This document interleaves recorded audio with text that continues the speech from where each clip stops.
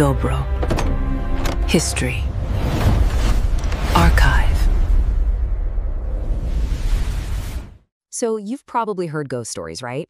Well, this one is a classic. It's one of the most chilling, most enduring mysteries in all of maritime history.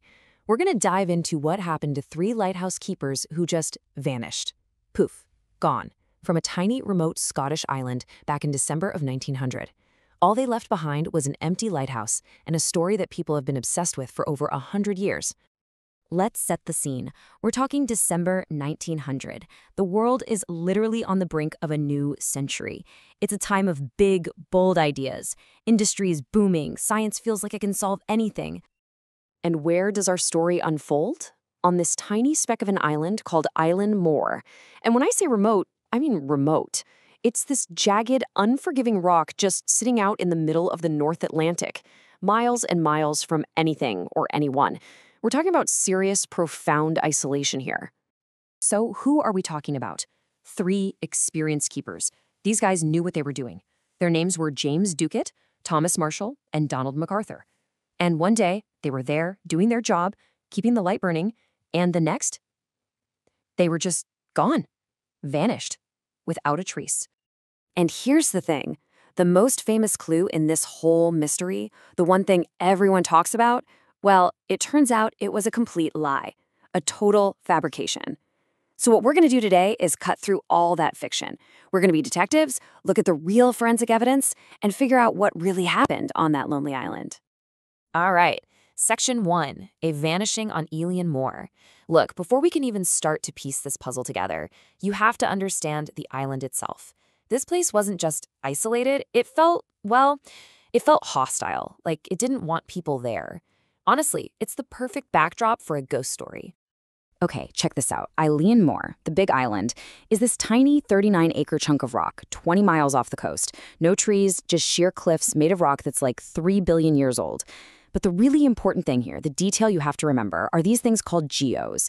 They're these narrow, deep gullies cut into the cliffs. Think of them like natural cannons. When a huge wave forces its way in there, the water gets squeezed and has nowhere to go but up. It explodes outward with unbelievable power. And trust me, that little piece of geology, it's the key to this whole mystery. And it wasn't just the geology that was spooky. The locals had a name for these islands. They called them the other country. To them, this was a place that belonged to spirits and phantoms, not people. So you can imagine, right? When 3 guys suddenly disappear from a place that's already believed to be haunted, well, it's no wonder everyone's first thought was ghosts.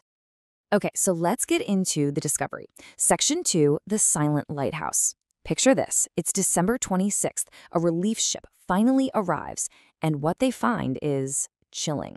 Not because it was a mess, but because it wasn't.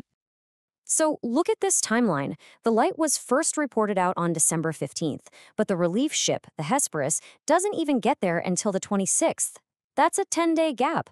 For over a week, that lighthouse was just dark, a silent tower standing guard over an empty island. The investigation doesn't even really begin until the 28th. A lot of time has passed. All right, this is where we need to separate fact from fiction, because this is the heart of the myth. You've probably heard the story, right? The rescue party finds a meal still on the table, totally untouched. A chair is knocked over like someone fled into panic. The whole room is still warm. It's a great story, but it's not true. The official report from the guys who were actually there, it says no food on the table, the chair was not overturned, and the fireplace, the ashes were stone cold. This wasn't a scene of chaos. It was a scene of eerie, ordinary tidiness. But they did find one clue, one really important clue. Inside, in the wardrobe, they found the men's oilskins, their heavy-duty, foul-weather gear. 2 sets were gone. Those belonged to James Ducat and Thomas Marshall. But one set was still there. It belonged to Donald MacArthur. Now think about that. Why would an experienced lighthouse keeper run out into a brutal North Atlantic storm without his protective gear? There's really only one answer. He left in an incredible hurry. Something was desperately wrong. Okay, now let's talk about the big one. The piece of evidence that has fueled all the crazy theories for decades. The stories of madness, terror, alien abductions, you name it. I am, of course, talking about the infamous lighthouse logbook. You've definitely heard this part of the story. The logbook entry that says something like, "Storm continued, MacArthur crying." It paints this picture of a terrible storm raging for days, the men getting on each other's nerves, and one of them, a tough, seasoned sailor, literally weeping. It's so dramatic, right? It makes you think they were losing their minds. Well, guess what? It's pure fiction, a complete and total lie. That log entry, it never existed. It's not in any of the official records. Someone just made it up years later. And we know exactly where it came from, a pulp magazine from 1929 called True Strange Stories. A writer just invented the crying and the storm to sell more magazines. And the real kicker? The actual weather reports from those days show that the weather was calm. So this one piece of fiction completely derailed the real story for decades, making everyone focus on a made-up psychological drama instead of the real physical evidence. So let's throw out that fake logbook. Where does that leave us? Well, it leads us outside the lighthouse, to the West Landing. And what they found there, it was a scene of just unbelievable, violent destruction. The details here are just mind-blowing. We're talking iron railings cemented into solid rock that were twisted and bent. A huge supply box sitting 110 feet above the normal sea level was smashed to pieces. A life buoy that was up there? Gone, vanished. And get this, even the turf, the grass on top of the cliff, 200 feet up, was torn away.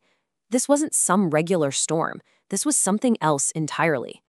And just to give you an idea of the power we're talking about, the waves hit with so much force that they dislodged a block of stone weighing over a ton, and just tossed it onto the landing path. Whatever happened out there was powerful enough to literally move mountains, or at least huge chunks of them. So you're probably asking, how is that even possible? Well, remember those geos we mentioned? Those narrow gullies in the cliffs? This is where they come in. There's a scientific phenomenon called the water hammer effect. Basically, a giant wave smashes into one of those gullies, trapping and compressing the air inside. That compressed air then causes the water to explode upwards with the force of a bomb. That's what could shatter concrete and throw a 1-ton rock around like a pebble. All right, so let's be the investigators now. Let's take all the real evidence, the clean kitchen, the missing oilskins, the fake logbook, and that insane damage outside, and let's try to reconstruct what really happened in those final, tragic moments. So let's just quickly run through the key clues again. The kitchen was orderly, so they probably vanished after their chores. The oilskins tell us 2 men were prepared for bad weather, but 1 man rushed out in an emergency. We know the crazy logbook was a total fabrication, so we can toss out the madness theory. And that damage at the West Landing, that points to a single catastrophic wave strike of incredible power. So here's the most likely sequence of events, based on all that evidence. It's the afternoon of December 15th. Duquette and Marshall put on their oilskins and head down to the West Landing, probably to secure a supply box from the rising swells. MacArthur, following the rules, stays behind in the lighthouse. Suddenly, he sees a monster wave crash over the landing, smashing everything and maybe even injuring his friends. In that split second, instinct takes over. He forgets the rules, forgets his own safety, and just runs out without his gear to try and help them. And then, a second, even bigger rogue wave, powered by that geo, surges up the cliff and just sweeps all 3 of them into the ocean. Gone. It's not a story about ghosts or madness. It's a story about duty and a heroic but ultimately tragic rescue attempt. So, when you look at all the real evidence, the rogue wave theory is, well, it's pretty much the only one that fits. There's just no real evidence for anything else. Which brings us to one last really interesting question. If the answer is that clear, why do we still love the ghost story? Why, for over 100 years, have we preferred the mystery? Maybe it's because the truth is actually scarier. The idea that the ocean, in a single instant, can just reach up 200 feet and pluck 3 men off a cliff. Well, maybe that's a more terrifying thought than any ghost could ever be.